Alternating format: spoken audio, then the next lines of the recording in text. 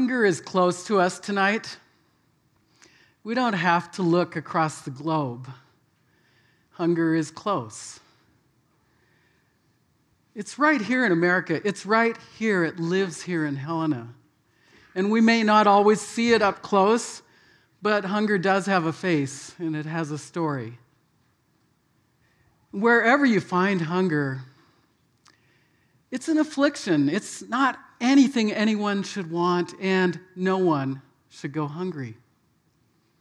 One place you will find hunger or could see hunger is outside the doors of Helena Food Share, where I work. About an hour before we open, people line up. And it doesn't matter what the weather's like, they're there every day. More than 100 people come to one of our pantries. And they're not there because they want to be. They're there because they need food for themselves and their families.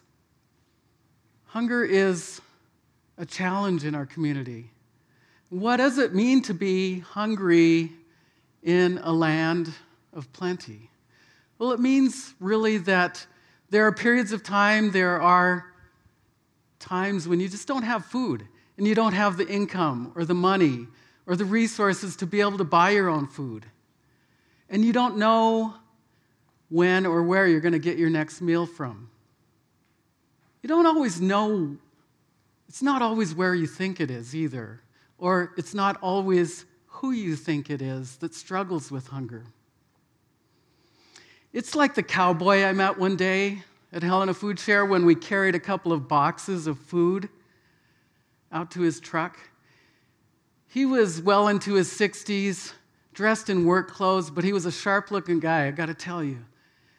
And when we got to the truck and put the food into the back of his truck, it's a beat-up old truck,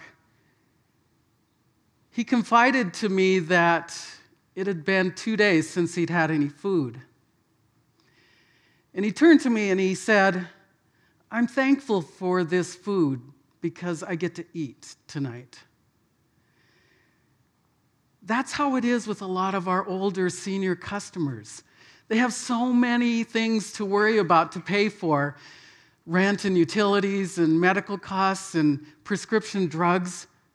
Food is the one thing that they can flex, that they can do without.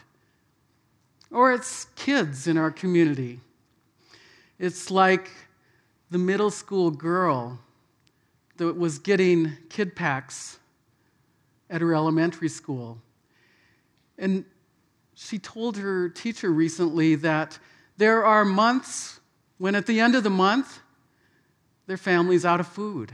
Her teacher said, "What do you do?" She said, "Sometimes I go without food. I want to make sure my little brothers and sisters have enough to eat." It's people who have just lost a job and don't have the resources to buy food. It's people who have a sudden medical emergency or expense. It's people who are working one or more jobs on wages that just don't keep up with the cost of living. It's people who can't work because of medical disability or illness.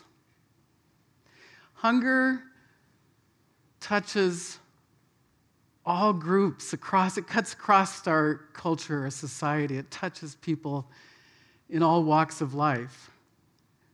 Here's good news. We can relieve hunger today. At Helena Food Share, we are relieving hunger today by providing food now. We have our grocery share program. Anyone can come to Helena Food Share. They can choose on their own a basket full of foods that really gives them enough food for maybe 3 days. They can do that once a month. They can come back once a week and shop the perishables, things like bread and fresh fruit and vegetables. We have a senior commodity program we do in partnership with Rocky Mountain Development Council, where we're able to give seniors on a bi-monthly basis a couple of boxes of food that help them add extra staple, non-perishable foods to their pantry. And I mentioned our Kid Packs program. We're also helping kids who are hungry in Helena. In the Helena area, more than 1,000 kids have been identified by teachers and administrators, staff at schools, as being at risk of hunger. And so every week we have volunteers from businesses and churches that come to Helena Food Share. They provide some of the food, some of the resources, and they assemble the packs, 1,000 packs of kid-friendly, nutritious snack foods. Those are some of the things that we're doing at Helena Food Share and to provide hunger relief today. And the reason we're able to do it is because we are able to channel the generosity and the compassion and some of the abundance that's available in our community. Giving food is good, and it's helping people. And as long as there's a need, we will continue to do that. But like many food pantries and food banks around the country, we're also looking at new approaches to how we address hunger in our communities. One of the ways that we're doing that is by adopting a healthy foods approach to our food programs. We've introduced a healthy foods initiative because we know that if we can provide better, more nutritional foods, we're having a greater impact in our community. We're having a greater impact on people who need food. We're partnering with others in the community, with MSU Extension, with local chefs, with other nutrition experts who are coming to Helena Food Share, providing classes on food preparation and cooking, helping people understand how to use some of the more nutritious foods that we're trying to introduce into our pantries. And in the future, we hope to have a new community food center where we can do more of that kind of skill building, more of that kind of empowerment that will help people have a lesser need for food assistance tomorrow. Hunger is a really complex issue. It involves a lot of things. It touches poverty, employment, wages. It touches education, healthcare. It's related and entangled in a lot of things in our society.